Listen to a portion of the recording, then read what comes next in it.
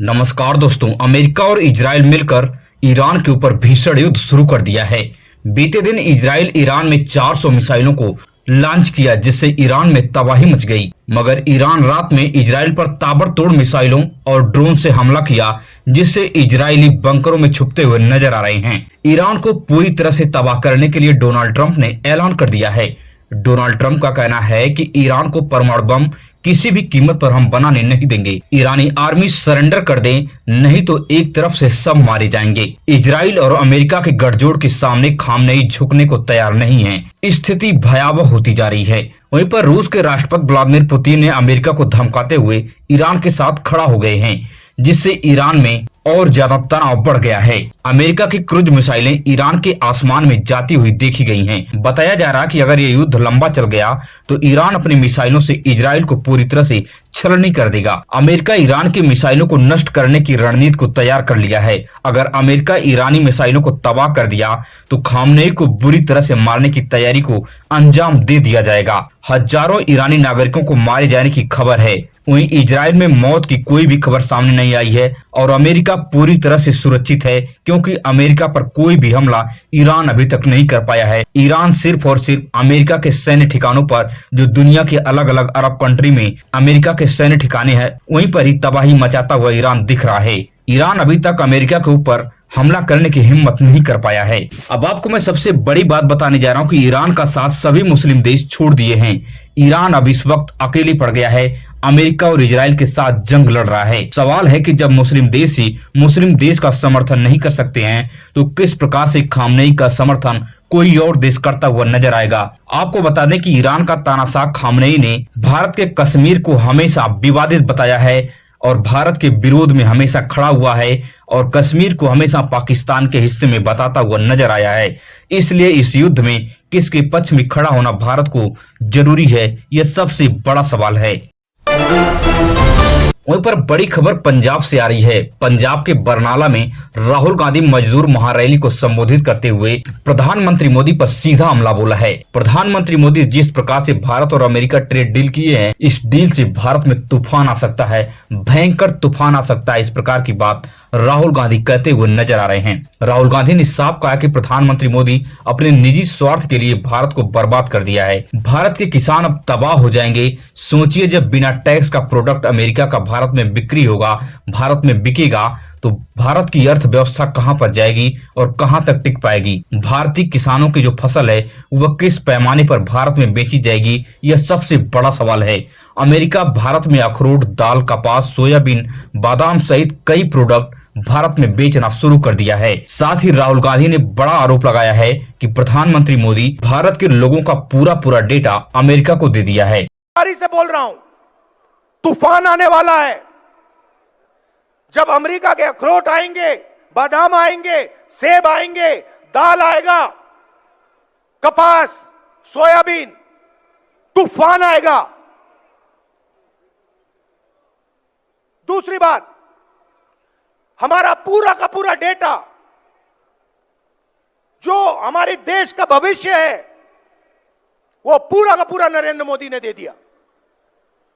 तीसरी बात, नरेंद्र मोदी जी ने डोनाल्ड ट्रंप को गारंटी दी है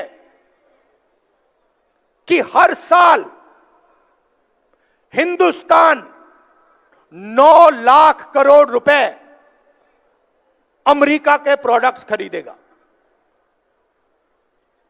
समझिए, जिससे अमेरिका एआई को बड़े स्तर पर डेवलप कर सकता है।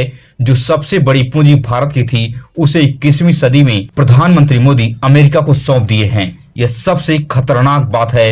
वहीं पर पाकिस्तान से सबसे बड़ी खबर सामने आ रही है। पाकिस्तान में ड्रोन से बड़ा अटैक हो गया है। अफगानिस्तान पाकिस्तान में तबाही मचा दिया है। अफगानिस्तान के नागरिकों को बॉर्डर पर निशाना बनाने वाले पाकिस्तानी भीगी बिल्ली की तरह भागते हुए नजर आ रहे हैं। इस वीडियो को देख के आप समझ सकते हैं। अफगानिस्तानी लड़ाकों ने 200 से ज्यादा पाकिस्तानी सैनिकों को मार गिराया है। पाकिस्तानी एयरक्राफ्ट को भी अफगानी लड़ाकों ने मार गिराया है।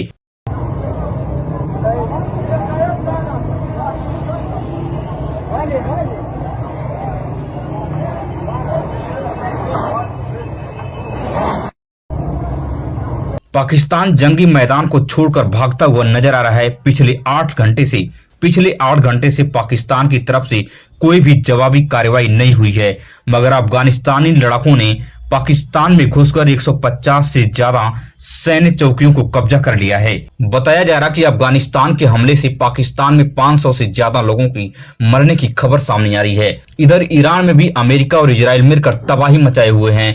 अब सबसे बड़ा सवाल यही नजर आ रहा है कि क्या दुनिया अब तीसरे विश्व युद्ध की तरफ बढ़ रही है, क्योंकि रसिया भी इस वक्त खुलकर ईरान के साथ खड़ा हो गया है। चाइना भी ईरान का साथ देता हुआ नजर आ रहा है। वहीं पर दिल्ली से बड़ी खबर सामने आ रही है। दिल्ली के पूर्व मुख्यमंत्री अरविंद केजरीवाल ने प्रधानमंत्री पर सीधा हमला बोला है। अरविंद केजरीवाल ने साफ कहा है कि डोनाल्ड ट्रंप भारत को लगातार गालियां दे रहा है, मगर प्रधानमंत्री मोदी भीगी बिल्ली बने हुए घूम रहे हैं। डोनाल्ड ट्रंप को एक शब्द बोलने की हिम्मत नहीं जुटा पा रहे हैं। प्रधानमंत्री मोदी देश के साथ बहुत बड़ी गद्दारी की है। जिस प्रकार से ट्रेड डील करके भारत के किसानों को बर्बाद करने का रोड मैप तैयार कर दिया है। हमें आंखें दिखा रहा है। मोदी जी की हिम्मत नहीं है जो ट्रंप के खिलाफ एक शब्द बोल दे। ट्रंप के खिलाफ रोज ट्रंप गालियां देता है मोदी जी को, रोज ट्रंप गालियां देता है भारत को, रोज ट्रंप गालियां देता है हमारे देश को। मोदी जी के हमारा प्रधानमंत्री भीगी बिल्ली बना हुआ है। अरे देश संभालिए ना, आपको हमने देश चलाने को दिया था और आप केजरीवाल में उलझ गए, आप आम आदमी पार्टी में उलझ गए।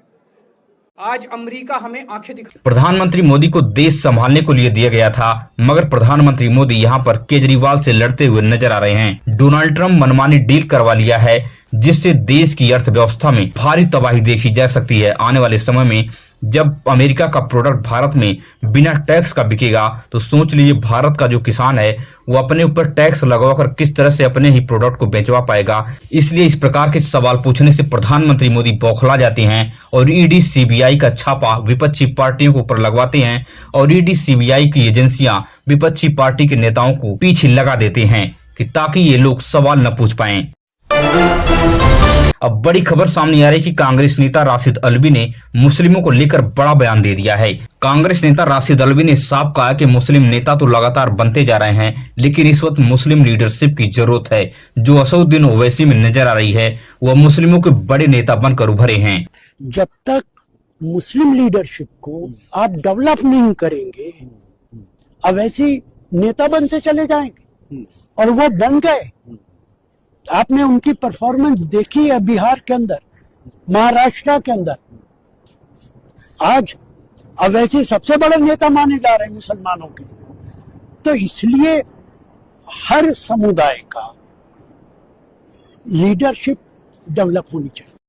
मगर सबसे बड़ा सवाल है कि जब मुस्लिम गुटबाजी पर ही उतर आएगा, तब सेकुलरिज्म के पीछे भी नहीं छुप पाएगा, क्योंकि मुस्लिम समाज जब मुस्लिम नेता को ही वोट देगा तो मुस्लिम के साथ कौन लोग खड़े होते हुए नजर आएंगे। इस प्रकार के सवाल सेकुलरिज्म को मानने वाले लोग खड़े कर रहे हैं। और दूसरी बात है कि अगर मुस्लिम एकजुट होकर मुस्लिम लीडरशिप को वोट दे दे भी, तो क्या वह मुस्लिम लीडर देश के किसी भी राज्य में सरकार बना सकता है? अगर नहीं बना सकता है तो मुस्लिम का वोट लेकर वह क्या करेगा?